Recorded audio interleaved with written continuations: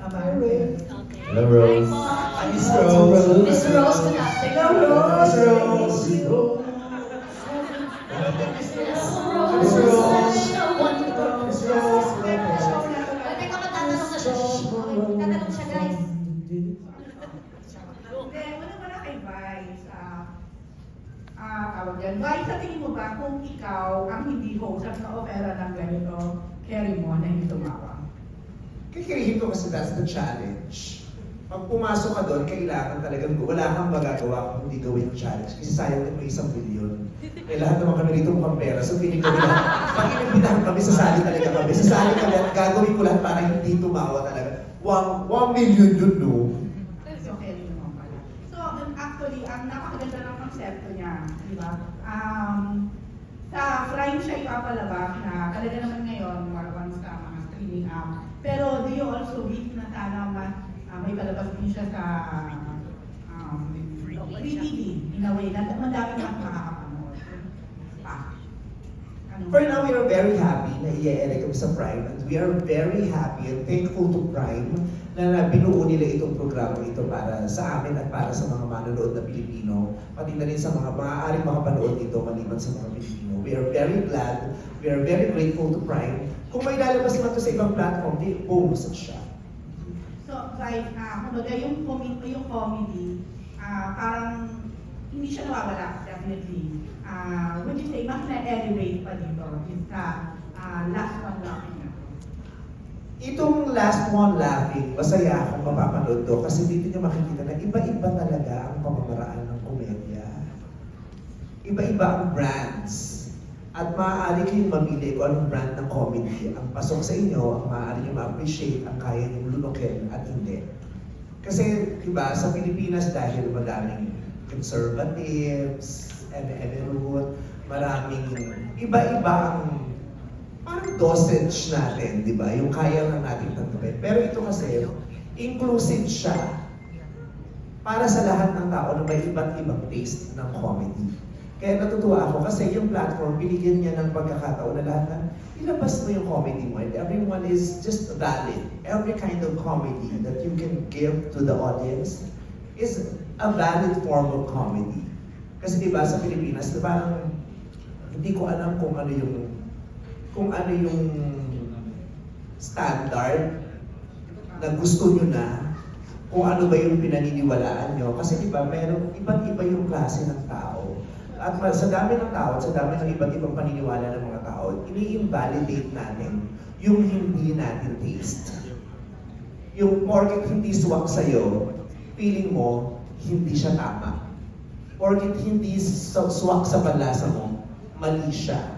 Dito sa plataforma ng Prime at sa uri ng palabas na meron kami, ipapakita namin sa inyo iba't ibang uri ng komedya at nasa sa inyo kung anong brand doon ang gusto ninyong i-avail. Nung i-offer sa'yo ito, ano yung naging reaction mo? I was so surprised and kinilig ako. Sobra akong happy na ako yung napiling host. Sobra ako na proud and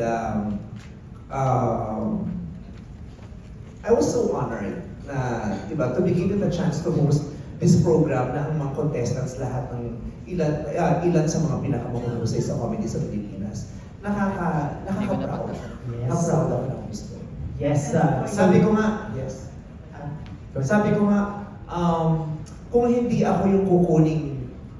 ako yung kinuhang host nung programa o hindi ako napasama dito sa programa kung host man o contestant, tapos mapapanood ko o makikita ko yung programa, questionin ko yung sarili ko. Ano yung, bakit wala ako dyan? And I will feel sad.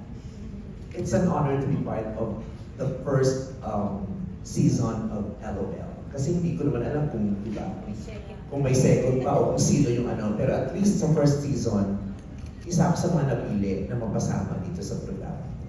Last na lang. Sino sa kanilang lahat yung pinakatawa ka, tawa ng tawa, habang pinapanood mo sila? Habang pinapanood dito sa program or sa kabuuan? Kabuuan. Habang nandun ka napapanood mo sila, nagkapatawa. Okay. Iba't-iba yung emosyon na naibigay nila sa akin. To be fair, ganun din ang paniniwala kong mararanasan ninyo. Iba't ibang emosyon. Hindi lang kayo matatawa. Pero, merong sensitivity ng ninyo bilang manonood ang matatouch ng kanilang mga ginagawa. Kasi may iba-iba sila na ginawa. Merong nagpatawa para makapagpatawa. Merong nagpatawa para magbigay ng mensahe. Merong nagpatawa para sa kanyang advokasya. Merong nagpatawa para ilabas yung nararamdaman niya. Doon ako nabigla. Ang dami-daming forms na binigay nila ng komedya at ang dami-dami rin nilang ways para mailabas yung komedya nila. Doon ako nabigla. I thought, parang patawa ka lang. Initially kasi parang lalo nagsisimula ako, pagpapatawa ka lang for a very shallow purpose. Yung gusto mo na magpatawa, trip ka lang. Hanggang sa, ganun kasi ako nagsimula ako, nagpapatawa ako kasi nakikipagharutan lang ako. Hanggang sa nagpatawa na ako para kumita na ako. Hanggang sa nagpatawa na ako para sumikat na ako. Ito, may malalim pa silang mga purpose kung bakit nila ginagawa yung pagpapatawa. Kaya lahat sila na-amaze ako, lahat sila na-impress ako, at lahat sila lalo kong hinangaan after this program. Pero yung talagang yung konting kibot tawa, si Peachy, si Pepe, si Chad, si Em, lahat sila eh. Simula pa lang, yung entrada pa lang, nakakatawa na. Yung entrada pa lang ni Empoy, nakakatawa na. Yung gano'n.